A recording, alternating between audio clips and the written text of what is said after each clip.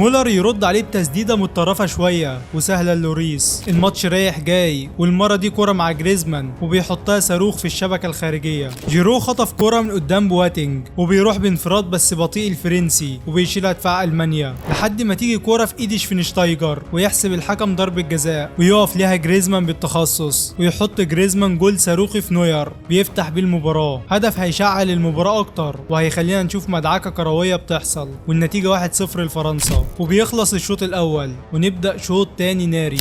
دخول مدوي للديوك الفرنسيه اللي بتحاول باول هجمتين ولكن يشيلها دفاع المانيا. كرة تالتة بالراس وفرنسا عاوزه تخلص بالهدف التاني والمانيا نازله تايهه لحد ما تعمل ردة فعل وكيميتش بيلعب كرة لدراكسلر ولكن تخرج. كرة استفزت الديوك الفرنسيه وبوجبا يعمل ترقيص على الرايق ويلعب كرة لجيرو وبيستغلها القناص جريزمان. منتخب فرنسا بالنسبه لها جريزمان هو ميسي ورونالدو وبيسجل الهدف الثاني